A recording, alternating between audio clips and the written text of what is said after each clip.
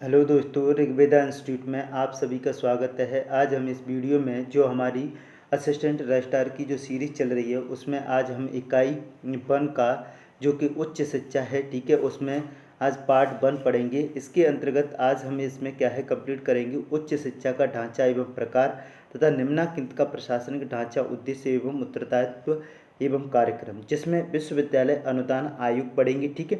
अगली वीडियो में जो हमारा रहेगा वो राष्ट्रीय मूल्यांकन एवं आदि ये सब आयोग रहेंगे, ठीक है।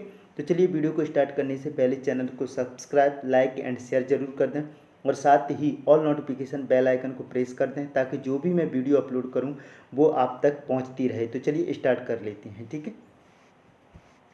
और साथ में ही एक और इन्फॉर्मेशन है, ठीक है।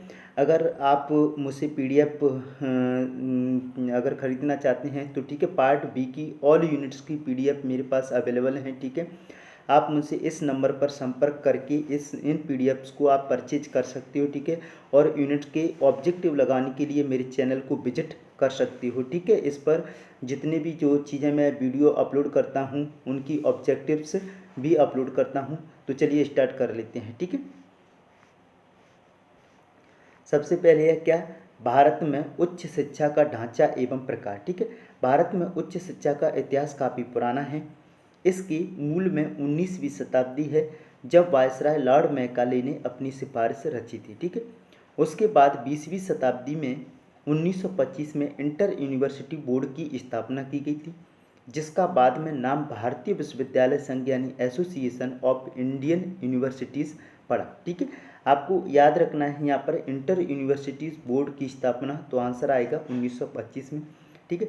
इस संस्था के अंतर्गत सभी विश्वविद्यालयों के बीच शैक्षिक, सांस्कृतिक और संबंधित क्षेत्र के बारे में सूचना का आदान प्रदान किया जाने लगा।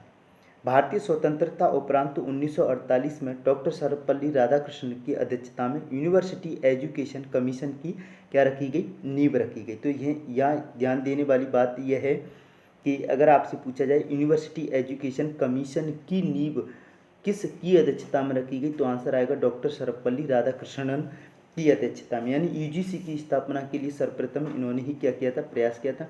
कब, 1948 में।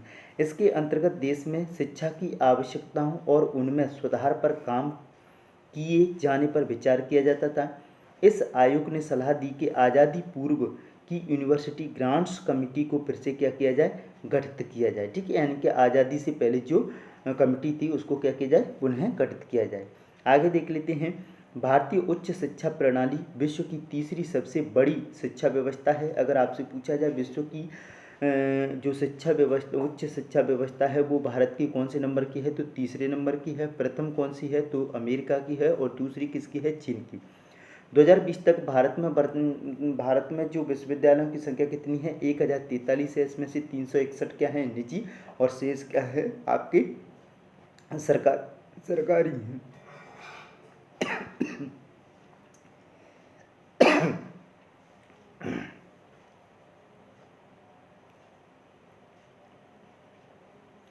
सॉरी, आगे चलते हैं। जो आपका भारत में 2020 तक जो महाविद्यालय हैं कार्यरत वो कितने हैं, 42,343 महाविद्यालय कार्यरत हैं। अब देख लेते हैं उच्च शिक्षा का प्रशासन क्या है। भारत में संपूर्ण शिक्षा प्रणाली का प्रमुख नियंत्रक यानी कि केंद्रीय शिक्षा मंत्रालय है। वर्तमान में पूर्व में इसका नाम क्या था, वर्तमान में इसका नाम है शिक्षा मंत्रालय। पूर्व में इसका नाम क्या था, मानव संसाधन मंत्रालय नाम था, ठीक है।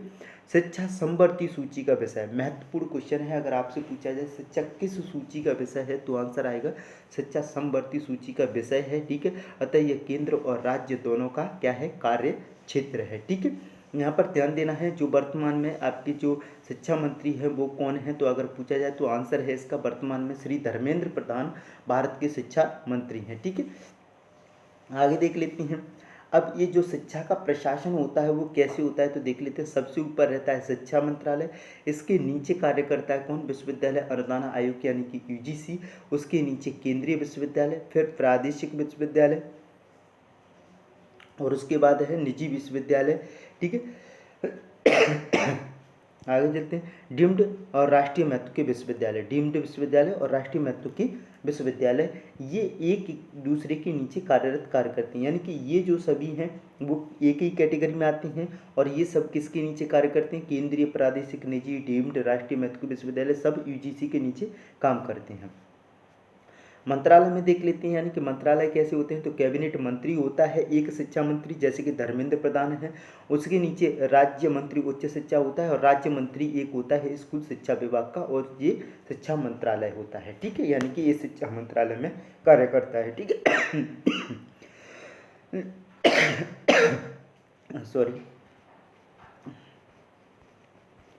आगे अब है अपना विश्वविद्यालय अनुदान आयोग। ठीक है, इसको देख लेते हैं। विश्वविद्यालय अनुदान आयोग को, भारत का विश्वविद्यालय अनुदान आयोग यूनिवर्सिटी ग्रांट कमीशन, ठीक है, जो है सॉरी इसको देख लेते हैं।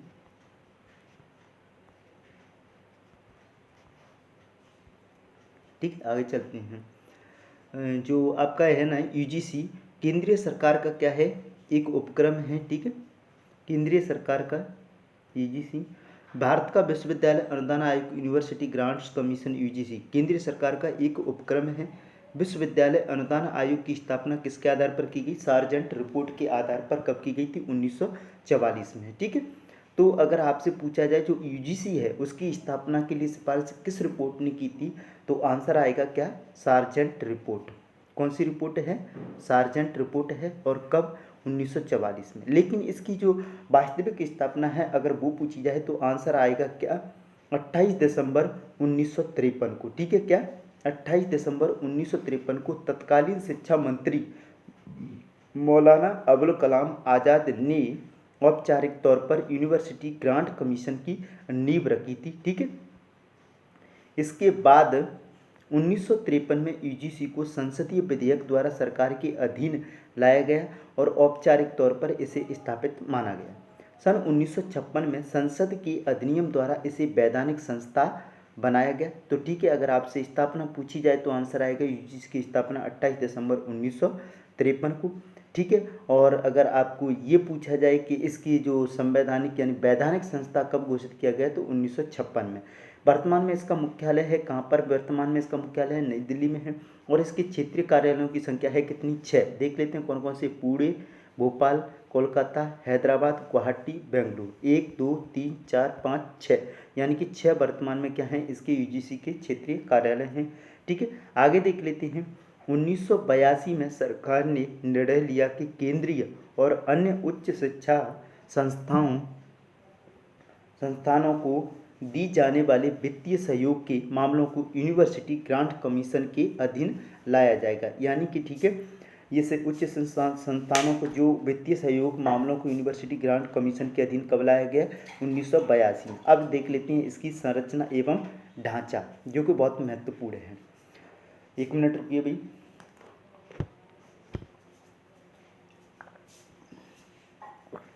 आगे चलते हैं।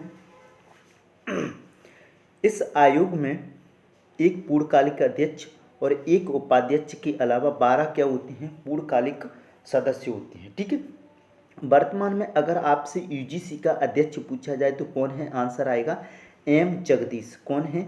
एम जगदीश वर्तमान में यूजीसी के अध्यक्ष हैं। ठीक है, अब आपको कमेंट बॉक्स में कमेंट करना है जो यूजीसी है इसके पहले अध्यक्ष कौन थी। ठीक है, ध्यान से करना है। ठीक है, वर्तमान मैंने बता दिया है, आपको आंसर करना है, कमेंट बॉक्स में कमेंट करना है जो यूजीसी है यूजीसी के पहले अध्यक्ष कौन थे। ठीक है, वर्तमान में एम जगदीश हैं। आयोग के कार्य देख लेते हैं। आयोग के कार्य क्या क्या होती हैं? विश्वविद्यालय शिक्षा में सुधार करने एवं शिक्षण स्तर को उच्च बनाने के लिए विश्वविद्यालयों को सलाह देना, विश्वविद्यालयों को अपने कोष से दी जाने वाली धनराशि का वितरण करना तथा इस संबंध में अपनी नीति का क्या करना? निर्धारण करना। तीसरा है विश्वविद्यालयों से उनकी परीक्षाओं, पाठ्यक्रमों, अनुसंधान कार्यों आदि के संबंध में सूचना प्राप्त करना। ठीक है, 4th पॉइंट है, देख लेते हैं। विश्वविद्यालयों द्वारा विविध सेवाओं के लिए प्रदान की गई उपाधियों के संबंध में भारत सरकार तथा राज्य सरकार को अपनी सलाह देना। ठीक है, अगला है नवीन विश्वविद्यालयों की स्थापना एवं प्रचलित विश्वविद्यालयों के कार्य क्षेत्र की वृद्धि पर पूछे जाने पर अपना मत प्रकट करना, ये भी इसका क्या है, आयोग का कार्य है विश्वविद्यालय का।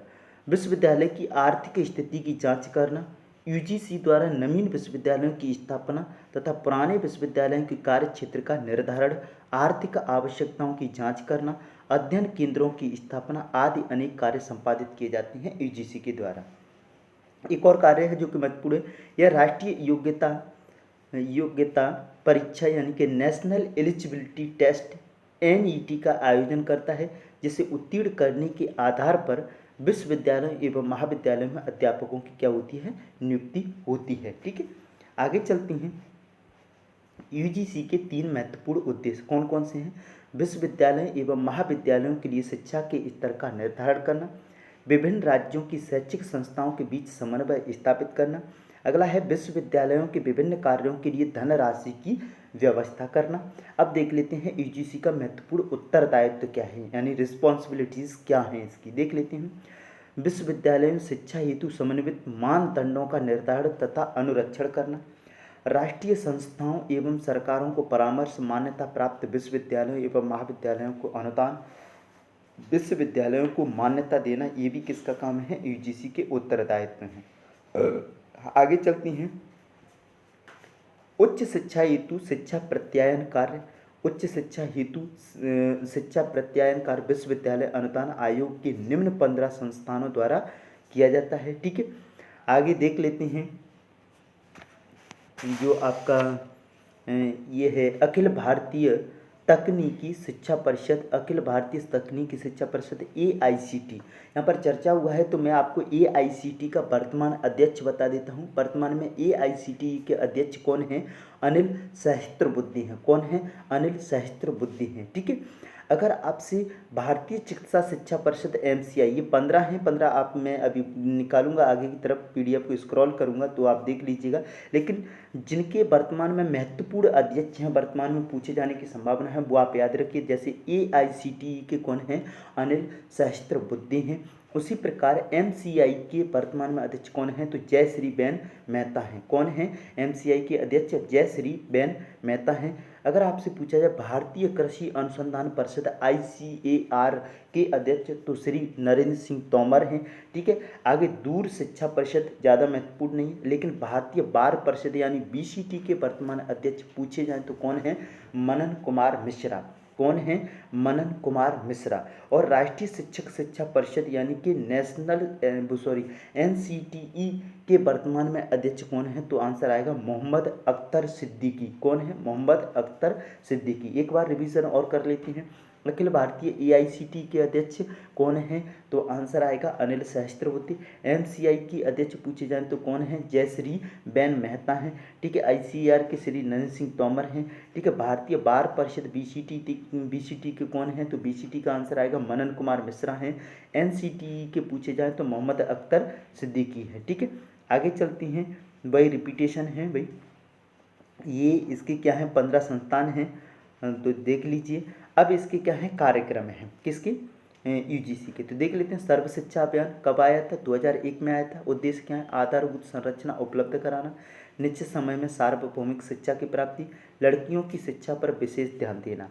अगली है कौन सी, प्रतिभा किरण योजना। ठीक है, इस योजना के अंतर्गत शहरी क्षेत्रों में गरीबी रेखा के नीचे जीवन यापन करने वाले परिवारों की प्रथम श्रेणी में उत्तीर्ण 12वीं कक्षा की छात्र छात्राओं को सहायता देने का प्रावधान है इस योजना के अंतर्गत। ठीक है, इसकी प्रतिभा किरण योजना के अंतर्गत। ठीक है, शायद प्रतिभा किरण योजना 2009 में शुरू हुई थी, आप देख सकते हैं। ठीक है, एक बार टैली कर लीजिएगा। ठीक है, नेट पर जाकर प्रतिभा किरण योजना कब शुरू हुई थी, 2009 में शुरू हुई थी। ठीक है, अब देख लेते हैं यूजीसी के प्रमुख कार्यक्रम। ठीक है, यूजीसी के प्रमुख कार्यक्रम कौन कौन से हैं, तो राष्ट्रीय उच्चतर शिक्षा अभियान यानी रूसा देख लेते हैं। ठीक है, जो अभियान है कौन से, देश भर में अनुसंधान और गुणवत्ता युक्त शिक्षा में मदद करना, ये रूसा का कार्य। राज्यों के विश्वविद्यालयों में उच्चतर शिक्षा में वित्तीय सहायता देना, ये भी रूसा का कार्य। उच्चतर शिक्षा को दूर दराज के क्षेत्रों तक पहुंचाना, ये इसका मुख्य लक्ष्य है। ठीक है, योजना में कुल दाखिलाना अनुपात को 2020 तक 30 तक लाना। ठीक है, आगे और हैं। ठीक है, कुछ विश्वविद्यालयों को अनुसंधान विश्वविद्यालयों के रूप में बदलना, यानी जो विश्वविद्यालय हैं वर्तमान में उनको किस में, रिसर्च यूनिवर्सिटी में बदलना। ठीक है। शैक्षिक रूप से पिछड़े जिलों में 374 स्नातक कॉलेजों की स्थापना। ठीक है। जहाँ सकल नामांकन अनुपात राष्ट्रीय औसत से कम है वह मॉडल डिग्री कॉलेज की स्थापना करना। ध्यान रखना, सकल नामांकन अनुपात राष्ट्रीय औसत से कम है, वहाँ पर राष्ट्रीय औसत से कम होने पर क्या करना है आपकी, सॉरी ये क्या है, अपनी वीडियो चली गई है तो थोड़ा चलती हूँ उसी पर।